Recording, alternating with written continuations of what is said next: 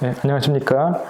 오늘 카이스트 국가미래전략 특강의 수업의 제목으로 유전자 가위와 맞춤형 인간의 미래에 대해서 수업을 진행하게 될 한국생명공학연구원의 김용삼입니다. 이렇게 뜻하지 않게 코로나로 원격 수업을 진행하게 됐는데요. 우리가 같은 공간에서 이렇게 같이 의견을 주고받으면서 수업을 진행할 수 없지만 최대한 원격으로 다양한 주제들을 이렇게 공감하는 좋은 시간이 되기를 한번 바라면서 저도 한번 열심히 수업을 한번 진행해 보도록 하겠습니다. 우리 많은 영화나 소설이나 이런 문학이나 이런 소재를 통해서 우리는 기계를 통한 인간의 향상에 대해서 꿈을 꾸고 그런 것들을 다루는 소재를 우리가 많이 접해왔습니다. 제가 중학교 때 1학년 때 접했던 이 터미네이터라는 영화, 제가 맨 처음에 봤을 때 굉장히 쇼킹했는데요. 그 이후로 굉장히 다른 비슷한 영화들이 이제 인간의 진강을 위해서 그런 소재를 다루는 그런 영화들이 많이 이렇게 이제 개봉이 되었습니다. 이렇게 기계공학을 통한 인간의 향상뿐만 아니라 생물학적 기술로 인간의 향상을 다루는 그런 소재들도 심심치 않게 나오고 있고 최근에 이제 그런 소재들이 점점 이제 늘어나고 있는 것 같습니다. 그래서 오늘 제가 말씀드릴 그런 제목은 생물학적 그런 기술 중에서도 최근 가장 임팩트가 있고 우리 생활을 크게 바꿀 유전자 가위 기술에 대해서 우리 한번 생각해보는 그런 시간을 갖도록 하겠습니다. 먼저 이제 이 수업을 들으시는 많은 분들이 생물학을 전공하지 않으셨거나 또는 생물학 자체를 전공하지 않으신 분들이 계실 거라고 생각이 돼서 유전자 가위에 대한 이해를 조금 저희가 좀 이해 폭을 넓힌 다음에 그 다음에 우리 본격적인 주제로 한번 들어가는 게 좋겠다 싶어서 유전자 가위 기술에 대한 제가 설명을 먼저 올리도록 하겠습니다. 그 생물이라 하면 동물, 식물, 미생물, 사람까지도 다 세포로 이루어져 있고요. 그 세포 안에는 우리의 모든 형질을 구성하는 DNA들이 이렇게 자리 잡고 있습니다. 그 DNA는 이렇게 이중 나선 구조로 되어 있고요. 여기 보시면 이렇게 쌍을 이루고 있습니다. 쌍을 이루고 있고요. 이것이 이렇게 꼬여 있는 나선, 그 나사와 같은 선의 모양을 이루고 있고요. 이것이 세포 하나에 몇 개 정도의 DNA가 있냐면 약 30억 개 정도의 DNA가 현재 있는 것으로 알려져 있고, 그러면 이 세포는 몇 개 정도가 되냐? 사람의 같은 경우는 한 50에서 100조 정도의 많은 세포로 이렇게 이루어져 있는 걸로 나와 있습니다. 그리고 이 세포 안에는 이제 핵이 있고요. 핵에 이렇게 꼬여 있는 염색체가 있습니다. 그래서 염색체를 자세히 보면 이렇게 실과 실타래 형식으로 구성이 되어 있는데 바로 실에 해당하는 것이 DNA이고 실타래에 해당하는 것이 히스톤이라는 단백질 컴플렉스가 되겠습니다. 그래서 이 DNA의 일부분이 우리가 유전자라고 하는 지인에 해당하는 거고요. 이 유전자가 바로 우리의 형질을 좌우하는 그런 구성 성분이 되겠습니다. 그래서 우리 정확한 통계는 나와 있지 않지만 그래도 사람 같은 경우는 한 2만여 개의 유전자가 우리 세포 내에 존재해서 그 2만여 개가 다양한 조합으로 이제 우리의 형질을 나타낸다 이렇게 할 수가 있겠습니다. 그럼 이 유전자는 왜 필요하느냐? 바로 유전자는 일종의 암호문이고요. 이 유전자를 통해서 어떤 특정한 단백질이 만들어지거나 또는 이 유전자에서 RNA가 만들어져서 이 두 개의 조합으로 이제 우리의 형질이 나타난다 이렇게 말씀드릴 수가 있겠습니다. 그런데 문제는 이 DNA가 이 돌처럼 이렇게 고정된 것이 아니라 늘 변한다는 거죠. 그래서 어떤 형태로 변하느냐? 사실은 DNA 하나가 자체가 변할 수도 있어요. 여기 보시면 TTC라는 유전자 DNA가 있는데 그것이 TTT로 변할 수도 있고요. 앞에가 ATC 형태로 변할 수 있고 가운데가 변할 수 있고 다양한 형태로 변할 수 있는데 즉 DNA 하나 자체가 변하는 것이 우리의 형질을 크게 좌우할 수 있다. 또 하나는 굉장히 큰 단위로 변할 수가 있습니다. 여기 보시면 염색체고요. 이 염색체는 DNA가 한 1억 개 정도가 이렇게 담겨져 있는데 그 중에 일부니까 뭐 한 수백만 개가 될 수도 있고, 뭐 길게는 1000만 개가 될 수도 있고, 그 덩어리가 없어지거나 중복이 되거나 바뀌거나 이런 다양한 형태로 이렇게 변이가 일어납니다. 그래서 이런 변이를 통해서 우리는 서로 다른 형질을 갖게 되고, 어떤 경우에는 더 강한 형질이 나타날 수도 있고, 어떤 경우는 질병과 같이 더 약한 형질이 나타날 수 있게 되는 것입니다. 여기 보시면 제가 요새 이제 고양이에 대해서 관심을 많이 갖게 되는데, 고양이가 이뻐지더라고요. 보시면 고양이 좋아하시는 분들 중에서 가장 인기가 있는 고양이입니다. 오드아이입니다. 오드아이. 눈이 굉장히 이쁘죠? 한쪽이 노랗고 파랗습니다. 요거는 이제 아마 이제 파란 눈에 그 유전자형을 갖고 있었던 고양이인데, 엄마로부터 그런 유전자를 받았는데 아마 이쪽 눈에서 돌연 변이가 일어난 걸로 추정이 되고요. 여자분들은 모르시겠지만 야구 좋아하시는 분들은 잘 압니다. 야구에서 가장 유명한 싸이 영상을 받은 슈어저라는 투수입니다. 보시면 오드아이입니다. 우리가 같이 갈색 눈이고요. 여기 이렇게 약간 노란 눈이 있습니다. 그래서 이런 걸 보면 저는 이 사람의 가계도를 어느 정도 예측할 수가 있고요. 아마 어머님이나 아버님 한 분은 우리와 같이 이제 갈색 눈동자이신 분일 것 같고, 한 분은 이제 파란 분 눈이실 것 같은데, 근데 그렇게 두 분이 결혼을 하면 대부분 이제 갈색 눈이 나오는데, 이렇게 아마 이 선수는 아마 이제 엄마 뱃속에 있는 과정에서, 눈이 생성되는 과정에서 이쪽에 돌연 변이가 일어나서 아마 이런 형태를 띄었을 것이다. 확률이 굉장히 낮지만 이제 그렇게 추정할 수가 있습니다. 우리 갈색 눈의 형질을 보면, 자, 여기 보시면 여기 쥐부터 해가지고 쭉쭉 올라오면서 개, 고양이, 사람까지 보시면 우리 눈동자의 색깔을 좌우하는 눈의 유전자를 보시면 이 회색으로 칠한 부분이 다 똑같은 걸 볼 수가 있고요. 그런데 여기 보면 A 하나가 G로 바뀐 사람이 있죠. 바로 사람입니다. 저기 유럽에 많이 존재하는 파란 눈을 가진 그런 사람들이고요. 바로 그 30억 개에 해당하는 것 중에서 바로 A가 G로 하나로 바뀌었는데, 이제 이런 형태의 드라마틱한 그런 형질을 나타내게 되는 거죠. 그러니까 이렇게 우리는 DNA 하나하나에 아마 그 가중치가 다른 것 같고요. 가중치가 높은 곳에 특정한 변이가 일어났을 때 그것은 우리에게 이제 커다란 형질의 변화로 이렇게 이어지게 되는 것 같습니다. 자, 우리 요새 가장 민감한 코로나입니다. 과학적 용어로는 이제 사스코브이2라는 거고요. 얘의 기원, 얘도 결국은 뭐 아직 원인은 잘 모르겠지만 어디서 뭐 일부러는 약간 음모론도 있고, 또 최근에 학계에서는 음모론은 아니고 어떤 우연의 기회다, 우연의 결과다라고 이렇게 얘기를 하는 경우도 있지만, 코로나가 또 결국은 진화된 형태를 통해서 이렇게 사람을 괴롭히고 있는데, 얘네들의 한번 추적을 해보니까 여기 보시면은 여기 다양한 사람의 지금 현재 코로나, 박쥐, 천상갑, 여기 보시면은 2004년인가에 유행했던 사스 있죠. 그런 것들랑 막 비교를 해봤어요. 보면은 아마 2004년에 유행했던 사스하고는 좀 다른 것 같아요. 그렇죠? 특정 부분이 많이 다른 것 같습니다. 근데 비슷한 걸 보니까 아마 박쥐, 그렇죠? 이 천상갑하고 계속 일치하는 걸 봐서 아마 지금의 이 코로나가 여기서 어떠한 원인이 됐든 이유로 해서 좀 변형이 돼서 우리에게 이제 이렇게 괴롭힘을 주는 게 아닐까라는 생각을 하게 되는 거고요. 이제 그런데 얘가 왜 또 이렇게 기존의 코로나나 사스하고는 좀 다른가? 또 추적을 해봤더니 이 스파이크란 유전자에 보시니까 기존에는 없었던 이 부분이 새로 생겨난 걸 볼 수가 있죠. 이 유전자가 획득된 것을 볼 수가 있습니다. 그래서 물론 이게 전부는 아니지만 이런 다양한 돌연 변이들이 여기 코로나에 쌓이면서 이렇게 현재 이렇게 괴롭힘을 주고 있습니다. 그러니까 바이러스도 마찬가지고 모든 미생물도 마찬가지고 서로 이제 싸우는 거죠. 자기가 DNA를 변화시키면서 가장 생존할 수 있는 좋은 조건을 만들려고 하는 것들이 이제 각 미생물, 사람, 동물, 식물 사이에서 이렇게 벌어지고 있는 것입니다.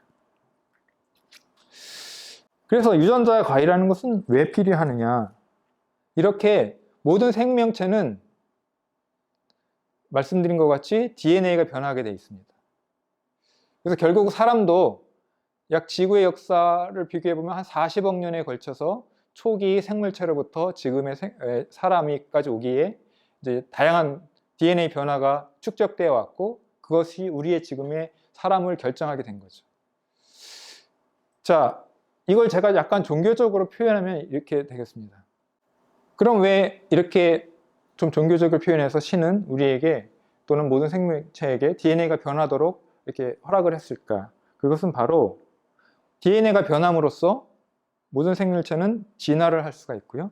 그 다음에 키 큰 사람, 잘생긴 사람, 똑똑한 사람 이렇게 다양성을 확보하게 되었습니다. 그런데 그러다 보니까 하필이면 그 변이가 우리의 건강과 직결된 곳에 떨어졌을 때 이제 유전 질환을 일으키게 되는 거죠. 그래서 사람들은 이렇게 표현합니다. 신은 불완전하다. 왜 우리에게 인간에게 이런 고통을 주었을까? 네, 이렇듯 모든 사람을 포함한 모든 생명체는 이제 DNA가 변하도록 변화하는 그런 속성을 가져 있고요. 이런 DNA의 변화가 초기 생명체로부터 약 40억 년에 걸쳐 지금의 우리 사람의 형질을 좌우하는 그런 결과를 낳았습니다. 좀 더 종교적으로 표현하면 왜 신은 우리에게 이렇게 DNA가 변화하도록 허락을 했을까? 그것이 바로 진화와 그 다음에 다양성의 원동력이 됐기 때문에 그렇고요. 그런데 그러다 보니까 그러한 변화가 원하지 않는 유전자에 떨어졌을 때 이런 유전 질환을 일으키는 결과를 낳게 되었습니다. 그래서 지금까지의 진화라는 것은 굉장히 시간이 걸리고 그것이 자연이 주체가 되었고 랜덤한 방향으로 이루어졌기 때문에 한편으로는 진화와 다양성의 드라이브가 됐지만 다른 한편으로는 그건 유전 질환을 낳을 수 있었기 때문에 유전 질환이 일어나는 곳에 이제 사람이 개입이 돼서 짧은 시간에 우리가 원하는 방향으로 질병을 고치고 가치를 창출해야겠다는 그런 일종의 의무감을 느끼게 되었고요. 이제 그것을 가능하게 하는 기술이 바로 우리 오늘 말씀드릴 유전자 가위 기술이라 할 수가 있겠습니다. 그래서 유전자 가위 기술은 돌연변이가 일어났거나 또는 불필요하거나 그것이 원하지 않거나 또는 비정상적인 DNA를 우리가 원하는 형태의 건강한 형태로 이렇게 바꾸는 그런 기술이라고 할 수가 있겠습니다. 그런데 이제 유전자 가위의 구성은 이렇게 생겼습니다. 보시면 여기에 스캐너 부분이라고 제가 된 표현이 있고 여기에 이제 가위 부분이라고 하는 부분이 있는데요. 유전자 가위의 기술의 핵심은 우리가 원하는 곳을 찾아서 그 부분을 가위질을 하는 거죠. 즉 유전자 가위의 핵심은 가위도 있지만 더 중요한 부분은 바로 이 스캐너 부분에 있습니다. 왜 그러느냐?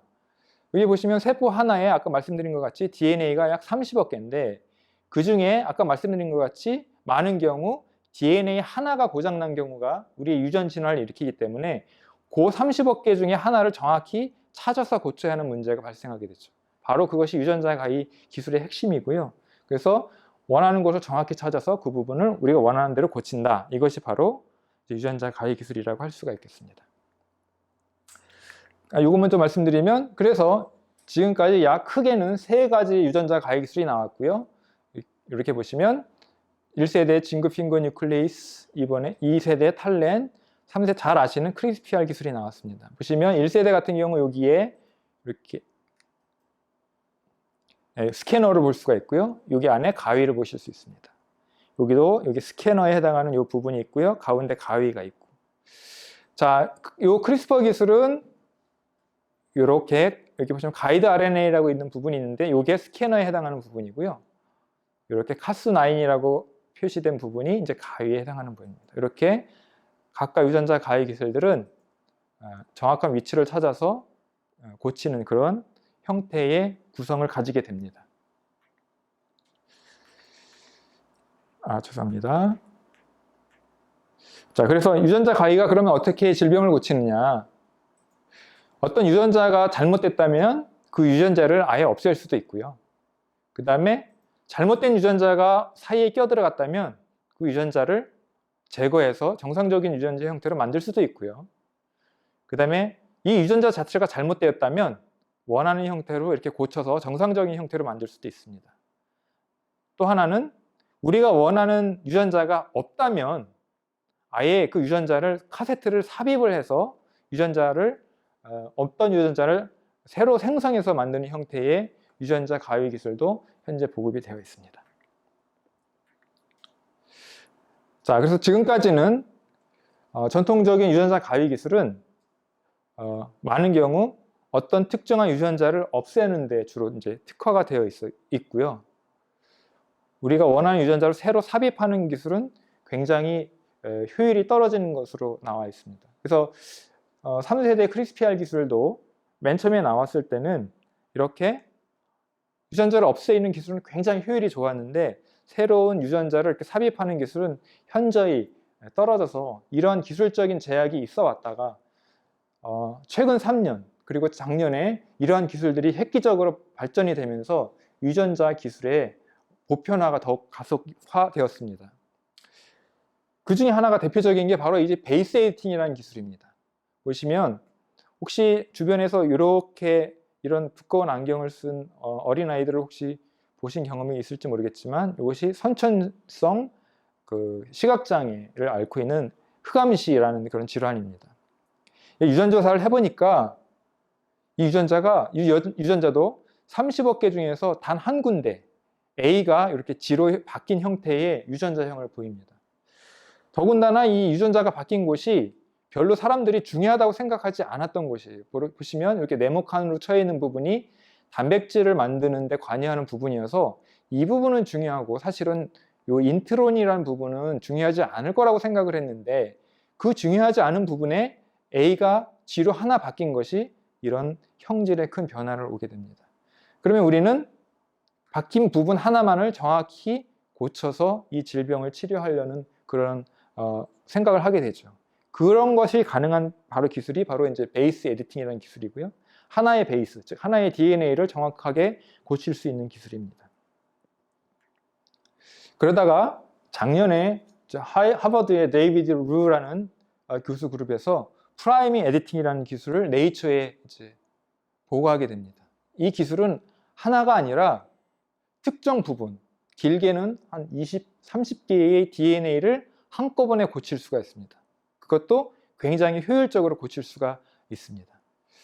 그래서 보시면 이 기술의 의미는 희귀 유전병의 이제는 90%를 치료할 수 있는 기술이 돼서 웬만한 유전병은 다 고칠 수 있게 되었다는 것이고요.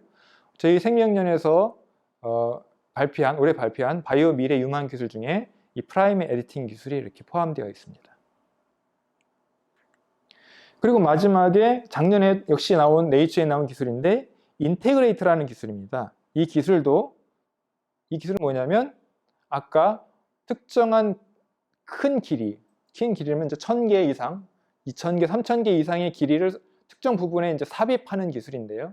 이런 기술들은 주로 식물에서 많이 이제 행해져 왔던 기술이고 GMO를 만들기 위해서 행해졌던 기술인데 이런 기술이 이제 사람에게도 적용될 수 있다는 보고들이 이렇게 나왔습니다.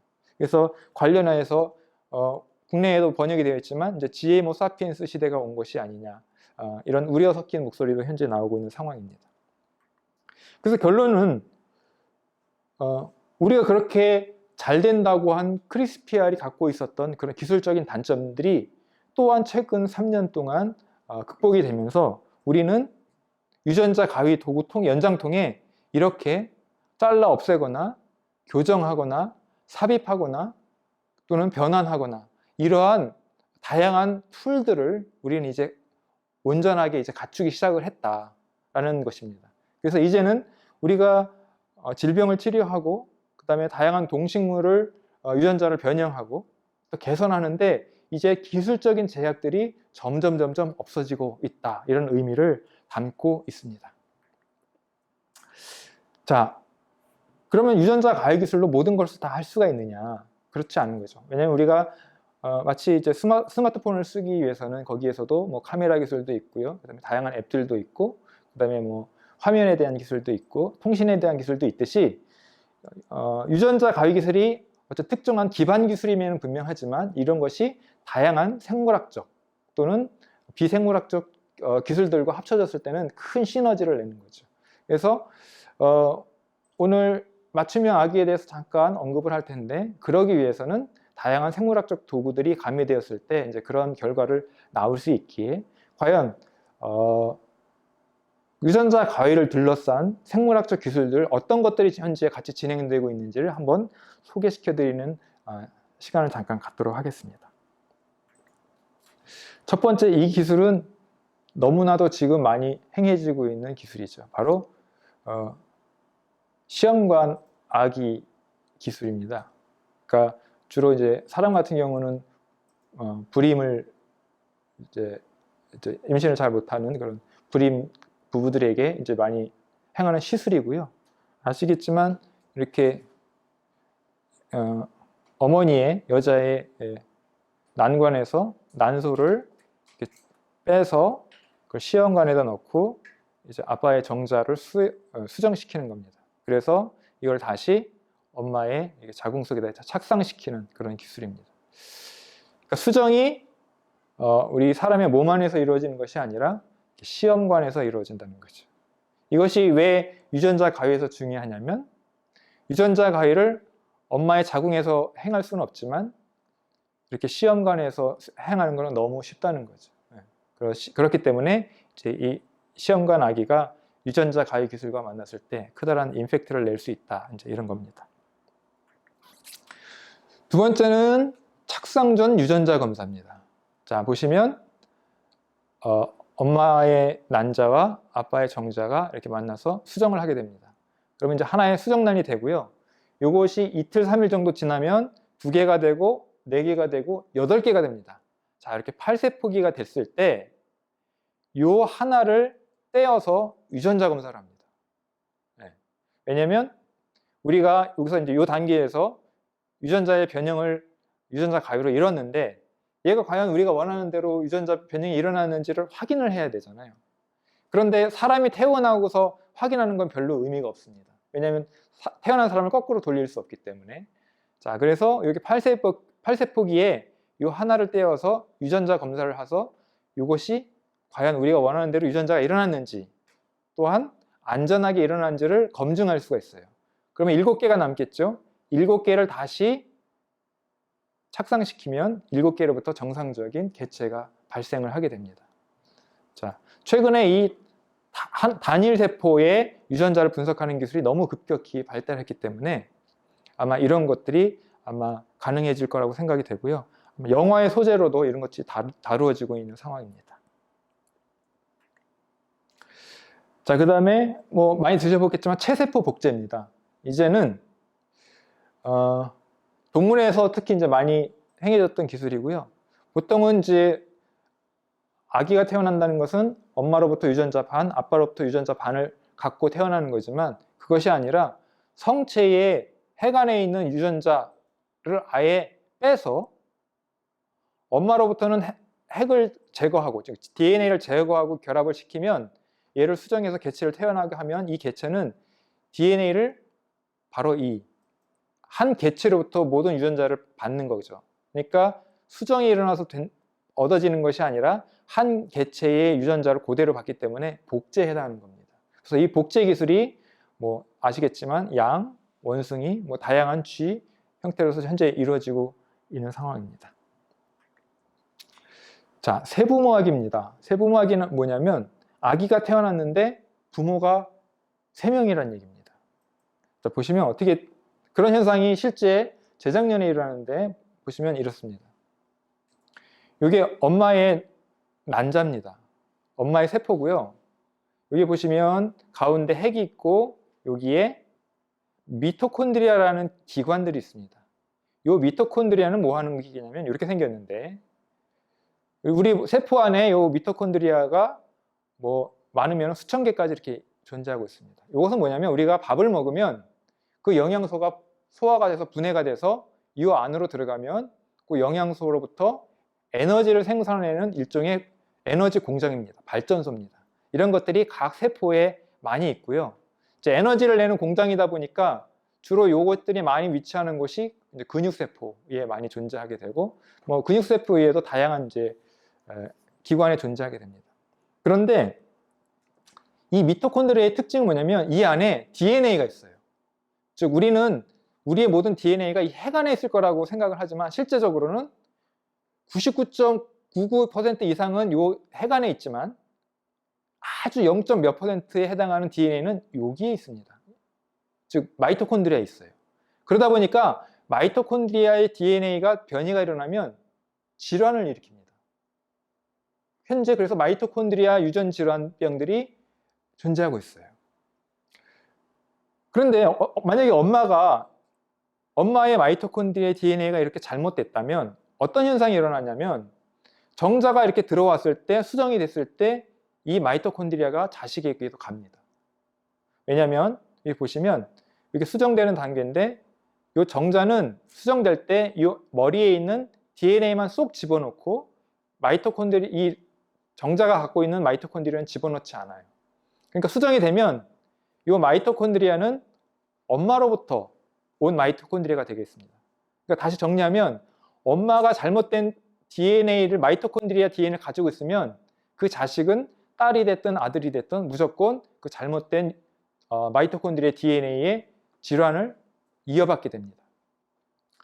그래서 한 부부가 엄마가 이런 질환이 있는 것을 알고 어떤 과정을 거쳤냐면 난자에서 핵을 뺐습니다. 핵을 뺐고요. 그 다음에 아무 관련이 없는 어떤 제3의 여자에서 핵을 제거했어요. 자, 이 제3의 여자에서 핵을 제거하면 이런 핵은 없고 마이토콘드리아만 있는 그런 세포질의 형태가 될 테고 여기에다가 이 엄마의 핵을 집어넣습니다. 자, 이렇게 된 난자는 이미 엄마가 2명이 되는 거죠. 여기에 아빠의 정자를 수정을 시험관에서 했습니다. 그리고 이 수정체를 다시 엄마에게 이제 이식을 하게 되는 거죠. 그래서 아기가 태어난 세부모 아기가 현재 작년에 태어나서 굉장히 논란이 많았습니다. 이것은 과연 인륜적이냐? 그렇지 아니에요. 아직까지 이런 것에 대한 다양한 견해가 있고 국가마다 입장이 정리되지는 않았지만 영국이나 스웨덴처럼 약간 좀 진보적인 국가에서는 이미 이런 것들을 허용을 했고요. 가장 먼저 영국이 우리나라에서는 이렇게 세부모 아기를 허용을 하겠다라고 입장을 표명하고 아마 이제 이런 것들이 진행되고 있는 겁니다. 그래서 사람에 대한 인륜이라는 것이 이제 과학 기술을 경험하면서 그 벽을 조금 이렇게 헐어가고 있고, 물론 그것이 과도한 것이 아니라 어떤 질병 치료나 필요를 우리가 느낄 때 그런 것들이 좀 우리에게 현실적으로 다가올 때, 그렇게 도전으로 다가올 때 이런 것들을 좀 허용하는 논의가 이루어지고 그러면서 이제 이런 제도가 발전하는 것이라고 생각이 되고 그것이 이 세부모학에서 되게 중요한 선례로 남고 있습니다.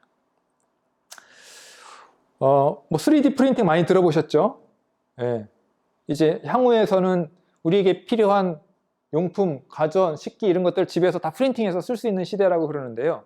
이 3D 프린팅 기술이 바로 이 바이오에도 넘어왔습니다. 이제는 우리가 잘못된 장기, 간, 심장, 뭐 콩팥 이런 것들 프린트해서 쓸 수 있다, 이런 개념입니다. 자, 그러면 이런 장기의 프린트의 소재는 뭐가 될까요? 바로 세포가 되겠죠. 세포가 될 테고 세포를 둘러싼 다양한 매트릭스가 되겠습니다. 그러니까 이런 바이오 잉크들이 소재가 돼서 이제는 장기도 프린팅해서 쓸 수 있는 시대가 됐고, 내 장기가 잘못됐다면 아마 좋은 소재를 쓴다면, 아니면 잘못된 세포 안에 있는 DNA를 유전자 가위로 좋은 DNA 형태로 편집해서 그걸 소재로 쓴다면 아마 그 전보다 훨씬 강한 장기들이 이렇게 프린팅돼서 나올 수 있는 시대가 이제 열려지게 되는 것입니다. 자, 그리고 이제 줄기세포 기술이죠. 이 줄기세포 기술은 이제 뭐 최근 한 10년 동안 급격히 증가했고요. 요새 가장 핫한 기술은 바로 이제 유도 만능 줄기세포라는 겁니다. 그래서 줄기세포는 뭐 다양한 형태를 띠고 있지만 이렇게 우리 피부나 살이나 특정 우리 체세포를 떼서 어떤 특정한 유전자를 처리하면 이것이 이제 줄기세포 형태를 띠게 되는 거죠. 그래서 우리는 iPS, 유도 만능 줄기세포다 이렇게 표현을 하고 있고요. 이게 이제 이 기술 2006년, 7년에 이제 보고되면서 이거는 이제 일본의 야마나카라는 교수가 이제 노벨상을 탄 기술입니다. 여기 왜 중요한 의미를 가지냐? 이렇게 유도 만능 줄기세포가 되면 이 줄기세포는 다양한 세포로 바뀔 수 있다는 겁니다. 심장, 그 다음에 뭐 혈액세포로도 바뀔 수 있고요. 근육세포로도 바뀔 수 있고, 그 다음에 다양한 뭐 폐나 이런 기관세포로도 바뀔 수 있고요. 우리의 피부세포로도 바뀔 수가 있다는 겁니다. 그러니까 우리의 특정 세포를 떼면 그것이 유도만능 줄기세포를 통해서 다양한 기관으로 이렇게 분화할 수 있는 그런 시대가 또 열렸다 이렇게 말할 수가 있겠습니다. 자, 그래서 유전자 가위 기술을 기반으로 해서 지금 언급한 다양한 기술을 조합하면 우리가 원하는 형태의 이런 디자이너 베이비가 기술적으로는 만들어질 수 있는 세상이 됐다 이런 의미가 되겠죠. 그래서 보시면 정자와 난자를 이렇게 시험관에서 수정시키면 이제 이게 발달을 하게 되는데 요걸 이제 우리 배반포 단계라고 합니다. 요 배반포 단계에 있는 하나의 세포를 떼어내면 이게 바로 이제 배아줄기 세포가 되고요. 이것을 우리가 컬처 이런 시험관에서 배양한 다음에 이 중에서 우리가 원하는 형태의 유전자 가위로 변형을 하게 되고 그 중에서 유전자 검사를 통해서 우리가 원하는 대로 변형된 배아줄기 세포를 고른 다음에 아까 말씀드린 요 핵을 빼고 난자로부터 핵 치환을 해서 태어나게 되면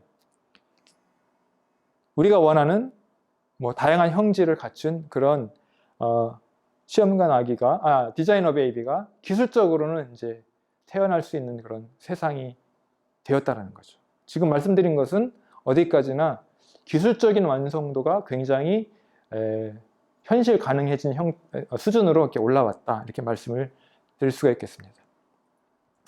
그래서 물론 이 기술에 대한 안전성은 아직 충분히 검증이 되지 않았기에 많은 국가들이 유전자 가위를 써서 이것이 질병 치료가 됐든 어떤 형질의 강화가 됐든 이런 것들을 아직은 진행하지 말자는 의견에 동감하고 있었습니다. 그러던 와중에 재작년에 중국에 한 용감무쌍한 이 허첸쿠이라는 박사가 그걸 무시하고 이제 시술을 단행을 했습니다. 그래서 에이즈가 걸린 부부의 수정란에 유전자 가위를 태워서 아기를 태어나게 한 거죠. 그래서 전 세계 과학자들은 굉장히 당혹하고 이제 놀랐습니다. 이 사람의 시술의 근거는 이렇습니다. 에이즈가 많은 사람들의 면역을 결핍시키면서 이제 고통을 주게 되는데 여기 보시면 이게 면역세포고 이게 에이즈 바이러스입니다. 뭐 코로나하고도 비슷하게 생겼죠. 에이즈도 코로나와 비슷한 것처럼 이제 RNA 바이러스고요. 얘가 우리 몸 안에 들어오면 이 안에 이 면역세포 안에 들어가서 이 면역세포를 파괴함으로써 이제 우리의 면역이 떨어지게 되는 건데 얘가 들어갈 때 이렇게 들어가는 문이 있습니다. CCR5라는 DNA가 만들어내는 문에 결합해서 여기로 쏙 들어가게 되면 이제 이 면역세포는 파괴되고 면역을 잃게 되는데 일부의 사람들은 그 CCR5 유전자가 이미 망가져 있어요. 그런 사람들은 여기에 많이 살고 있습니다. 러시아, 북유럽, 스웨덴, 노르웨이, 영국의 일부. 이 사람들은 정상적으로 살고 있어요. 아무 문제 없이 살고 있습니다. 그래서 아까 이 허첸쿠이 박사는 에이즈에 걸린 환자는 엄마가 됐든 아빠가 됐든 이런 것들 정상적으로 갖고 있으니까 이제 유전자가 걸릴 테니까 유전자 가위를 통해서 이 CCR5라는 유전자를 없애버린 겁니다. 그래서 아이를 태어나게 만든 거죠. 그렇게 되면 아이는 태어날 때부터 이 CCR5 유전자가 없기 때문에 설령 엄마나 아빠로부터 에이즈가 몸 안으로 들어온다 할지라도 거기에 대해서 질병을 일으키지 않게 되는 거죠. 그래서 그런 당위적인 논란으로 치료적인 입장에서 이 허첸쿠이는 이 시술을 단행했다 이렇게 주장을 하게 된 겁니다. 그리고 그 있은 후 과학자들은 굉장히 이거에 대해서 우려를 표명했고요. 근데 일부 과학자들은 여전히 그거에 대해서 찬성을 하고 시도를 하고 있습니다. 그 이후로 작년에서도 이제 러시아 이 과학자가 나도 이 똑같은 시술을 수행하겠다. 내가 이 시술을 원하는 에이즈 걸린 엄마들을 많이 현재 모집을 했고 이걸 수행하겠다라는 입장을 또 발표하면서 또 한 번 전 세계가 발칵 뒤집혔습니다. 그러던 와중에 이 아까 중국에 그 시술을 했던 허첸쿠이가 중국 당국으로부터 이제 구속이 됐고 아마 3년형인가를 아마 받은 것으로 나와 있고, 그러면서 이 문제가 이제 좀 문제가 되다 보니까 지금 현재 이 러시아 생물학자는 내가 지금 당장 하지는 않겠지만 내가 정부로부터 승인을 받도록 하겠다. 그 승인이 한 달이 걸릴지 한 2년까지 걸릴지 모르겠지만 그 안에 내가 당국이 승인을 내주면 나는 이제 수행하겠다는 입장이어서 이 일이 조만간 일어날 수도 있고 그렇지 않을 수도 있는 상황에 있습니다. 그럼 과학자들은 대부분 이런 거에 대해서 반대를 하느냐? 많은 경우 유전이 가능한 지놈 에디팅, 즉 지놈 에디팅을 해서 사람이 태어나게 하는 행위는 우리가 하지 말자라는데 많은 경우 합의를 했습니다. 약 한 10여 개국의 과학자가 이제 합의를 한 상태인데, 그럼에도 불구하고 어떤 과학자들은, 이 사람은 이제 하버드의 조지 처치라는 사람입니다. 이 조지 처치도 아마 경우에 따라서 이제 노벨상을 탈 수도 있는 그런 후보에 거론되는 그런 인물인데, 이 사람은 이렇게 주장을 합니다. 우리가 만약에 유전자 교정을 통해서 우리의 지능을 올릴 수만 있다면 그것을 왜 우리가 두려워하느냐.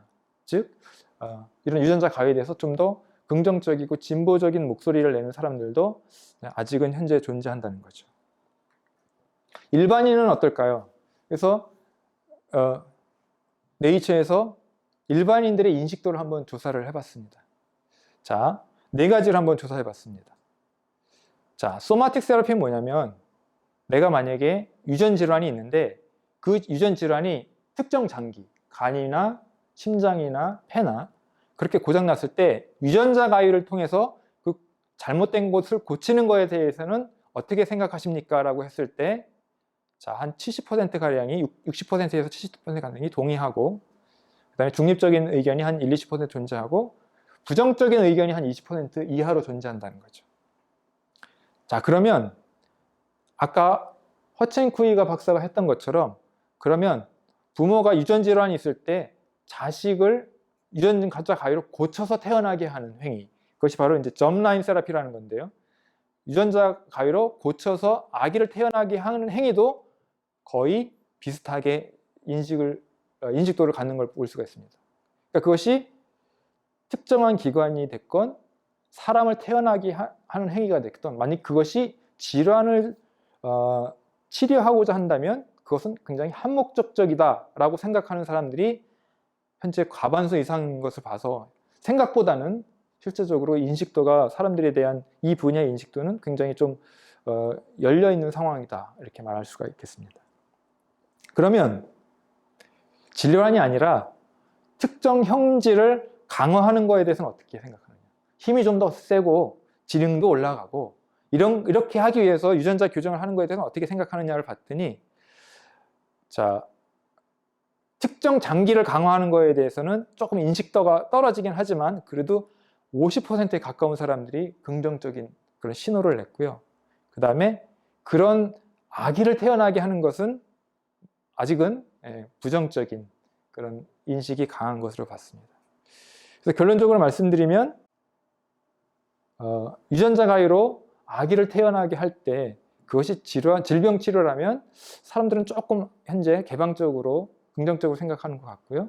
이것이 특정 형질을 강화하는 쪽으로 몰아가는 것은 조금 아직은 좀 이르지 않느냐, 이런 부정적인 인식을 현재 갖고 있다고 말씀드릴 수 있겠습니다.